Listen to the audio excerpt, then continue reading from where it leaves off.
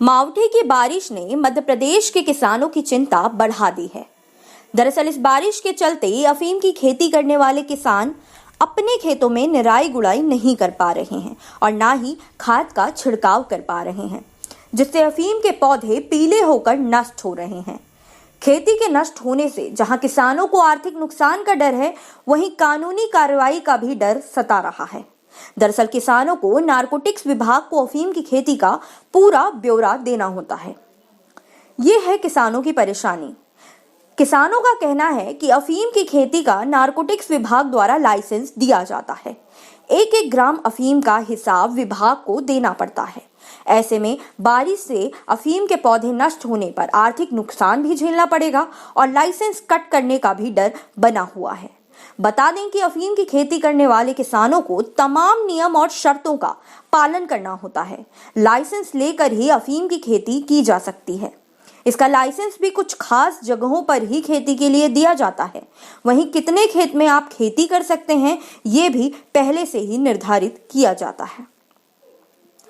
कृषि विशेषज्ञों का कहना है कि सरसों और चने की फसल के लिए दिसंबर की बारिश लाभदायक होती है, जबकि अफीम व गेहूं की फसलों को मावठे की बारिश से नुकसान होता है।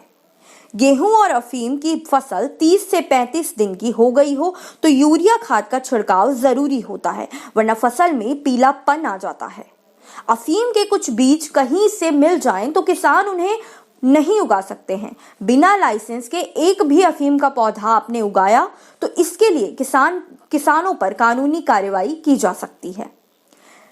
जानकारी के लिए बता दें कि अफीम की खेती के लिए किसान को करीब 7 से 8 किलो बीज की जरूरत होती है और इसकी कीमत काफी कम होती है। इसका बीज 150 रुपए से 200 रुपए प्रति किलो के हिसाब से मिल जाता है। वहीं 1 हेक्टेयर से करीब 50 से 60 किलो अफीम का लेटेक्स इकट्ठा होता है।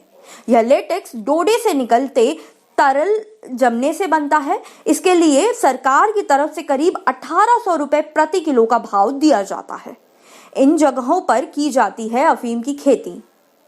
देश में अफीम की खेती मध्य प्रदेश में नीमच, मंदसौर जैसी जगहों पर की जाती है। वहीं राजस्थान में झालावाड़, भीलवाड़ा, उदयपुर, कोटा, चित्तौड़गढ़, प्रतापगढ़ जैसी जगहों पर इसकी खेती होती है। यूपी में बाराबंकी में अफीम उगाया जाता है। अफीम की खेती के लिए नए लाइसेंस बहुत ही कम जारी किए जाते हैं, अधिकतर पुराने ही रिन्यू किए जाते हैं। अगर ओलावृष्टि, बारिश या अन्य किसी वजह से अफीम की फसल खराब हो जाए तो तुरंत नारकोटिक विभाग को इसकी जानकारी देनी होती है और अपनी बेकार हो चुकी पूरी फसल को पूरी तरह नष्ट करना होता है, तभी मुआवजा मिलता है।